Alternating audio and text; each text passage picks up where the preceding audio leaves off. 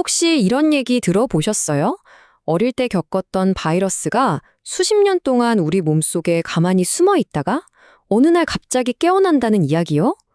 좀 무섭죠? 오늘 바로 그 바이러스, 대상포진에 대해서 제가 하나하나 알기 쉽게 설명해 드릴게요.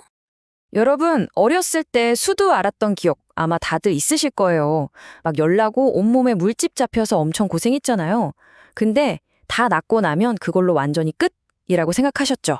하지만 놀랍게도 그 바이러스는 사실 단 한 번도 우리 몸을 떠난 적이 없다는 사실 알고 계셨나요? 네, 그게 바로 대상포진 때문입니다. 이건 새로운 바이러스에 감염되는 데 아니에요. 어릴 때 수두를 일으켰던 바로 그 녀석이 우리 몸의 신경절이라는 곳에 조용히 숨어 있다가 수십 년이 지나서 다시 활동을 시작하는 병인 거죠. 진짜 말 그대로 잠자고 있던 적군이 깨어나는 것과 똑같아요. 자, 그럼 이 어릴 적 바이러스가 도대체 어떻게 수십 년이나 우리 몸에 숨어 있다가 다시 나타나는 건지 그 여정을 한번 같이 따라가 볼까요? 모든 건 수두 감염에서부터 시작돼요. 바이러스가 우리 몸에 들어와서 수두를 일으키고 나면 얘가 그냥 사라지는 게 아니에요. 척수 근처에 있는 신경절이라는 아주 안전한 은신처로 쏙 숨어버립니다. 그리고 거기서 평생을 조용히 지내는 거죠.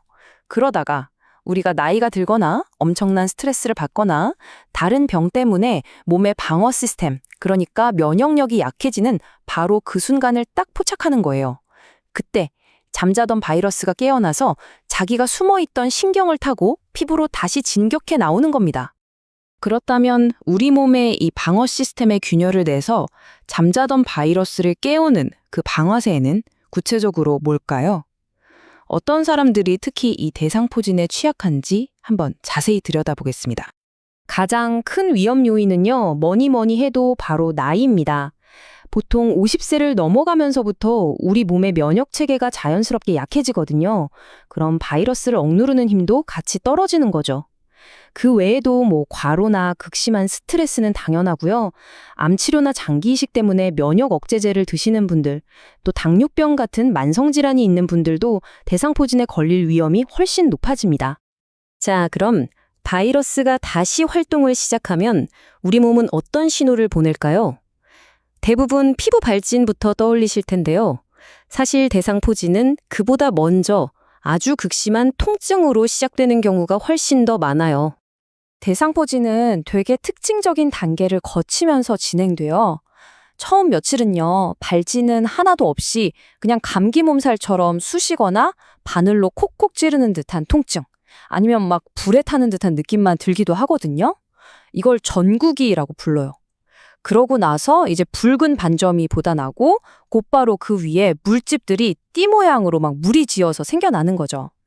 이 물집들은 시간이 지나면 고름이 찼다가 결국엔 딱지가 앉으면서 아물게 됩니다. 여기서 대상포진을 딱 알아볼 수 있는 가장 결정적인 단서가 나옵니다. 바로 이 발진이 우리 몸의 정중앙선을 절대 넘지 않는다는 거예요. 척추에서부터 갈비뼈를 따라서 띠처럼 몸의 딱 한쪽에만 나타나죠. 왜냐하면 바이러스가 수많은 신경가닥 중에서 딱 특정 한 줄기만 따라서 이동하기 때문에 나타나는 아주 특징적인 현상인 겁니다. 근데 대상포진 겪어보신 분들이 하나같이 말하는 게 피부 발진보다 더 힘든 게 바로 통증이라고 해요. 정말 옷깃만 스쳐도 깜짝 놀랄 정도로 아프고 칼로 베는 것 같거나 불에 타는 듯한 그런 신경통이 나타나거든요. 이건 바이러스가 단순히 피부가 아니라 신경 자체에 직접 염증을 일으키기 때문에 그래요.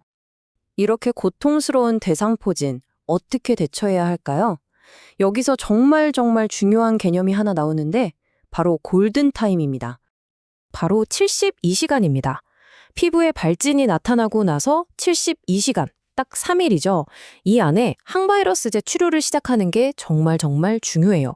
이 골든타임을 놓치게 되면 치료 효과가 뚝 떨어질 뿐만 아니라 아주 끔찍한 후유증이 남을 위험이 기하급수적으로 올라갑니다. 대상포진 치료의 목표는 아주 명확하게 세 가지로 나눌 수 있어요. 첫째, 항바이러스제로 바이러스가 더 퍼지는 걸 막고요. 둘째, 진통제로 급성기의 그 극심한 통증을 조절하고요. 그리고 셋째이자 어쩌면 가장 중요한 목표인데 바로 합병증, 그중에서도 특히 대상포진 후 신경통을 예방하는 겁니다. 대상포진 후 신경통, 줄여서 PHN이라고 부르는데요. 이게 대상포진이 남기는 정말 최악의 후유증이에요.